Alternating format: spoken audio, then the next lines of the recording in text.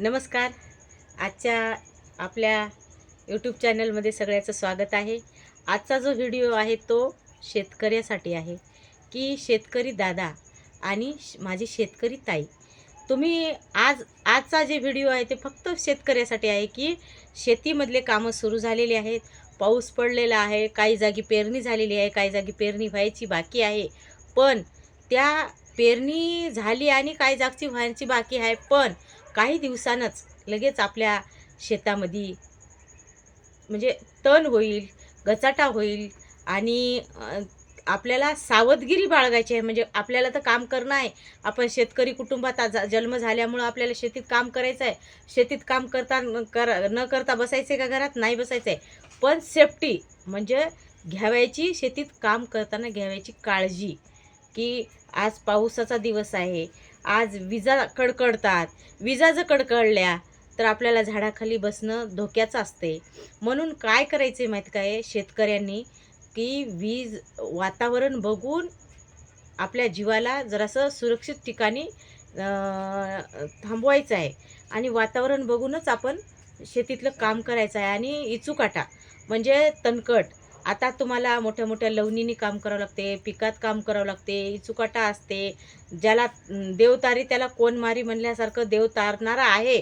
पण आपण थोडंसं सुरक्षा म्हणजे सगळ्याच गोष्टी देवावर न सोडता आपण पण आपली स्वतःची काळजी घेतली पाहिजे.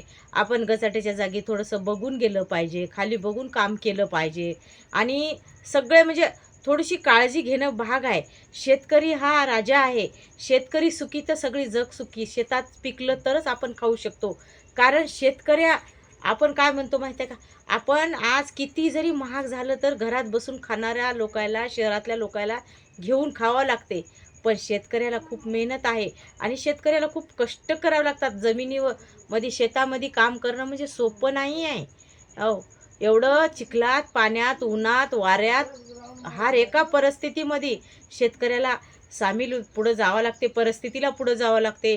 ऊन, वारा, पाऊस झेलावं लागते अंगावर. आणि माझी शेतात जाणारी महिला पण खूप काबाड कष्ट करते. करावं तेवढं त्या शेतकऱ्याचं खरंच कौतुक आहे. पण त्यांच्या काळजीपोटीच हा व्हिडिओ बनवलेला आहे की त्यांनी काळजीपूर्वक काम केलं पाहिजे शेतामध्ये. शेतात काम करताना आपण थोडंसं स्वतःची पण काळजी घेतली पाहिजे. आता मरमर शेतात काम करणारे लोक तर स्वतः दुपारचा सकस आहार घेतला पाहिजे. दुपारी ज्यावेळेस तुम्ही जेवायला बसता त्यावेळेस सगळ्यांनी गोल तर बसताच आपण शेतामध्ये, तर खरंच मान्य आहे, अर्धी भाकर अधिकच जाते. पण पालेभाज्या खाल्ल्या पाहिजे.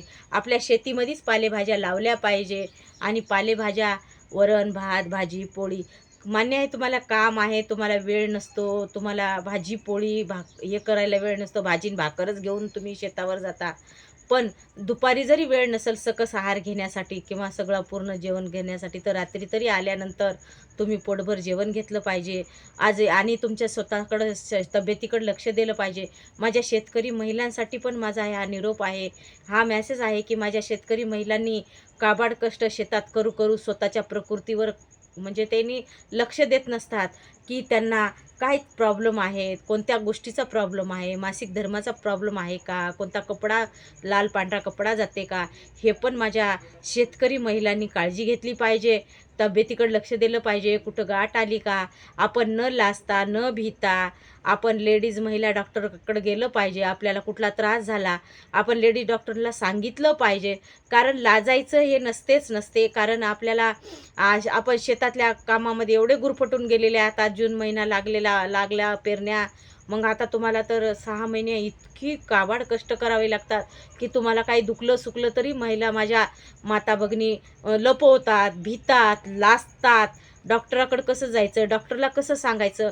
पण माझी एक कळकळीची विनंती आहे माझ्या शेतकरी महिला भगिनींना, की तुम्ही लाजू नका आणि सांगायला आणि डॉक्टराला स्पष्ट सांगलं पाहिजे. डॉक्टरपासून कुठलीच गोष्ट लपवली नाही पाहिजे. आणि महिलांना जे अडीअडचणी असतात, महिलांचे जे काही प्रॉब्लेम असतात, काही तुम्हाला त्रास असेल, कुठं काही गाठ असेल, सगळ्याच गाठी कॅन्सरच्या नसतात. तर काही गाठी मांसाच्या, दुधाच्या, रक्ताच्या, अशा कोणत्याही गाठी असतात. पण ती गाठ आलेली असेल, कुठं जाणवली आपल्याला गाठ आपल्याला आलेली आहे, तर लगेच तुम्ही ताबडतोब डॉक्टराकडे गेलं पाहिजे. कुठं आपल्याला म्हणजे कुठली बिमारी झाली, थायरॉईड झालं, बीपी झाली आणि कुठलं म्हणजे शुगर झालं, तर ह्या गोष्टी याच्यासाठी डॉक्टराकडे चेक करून गोळ्या चालू केल्या पाहिजे.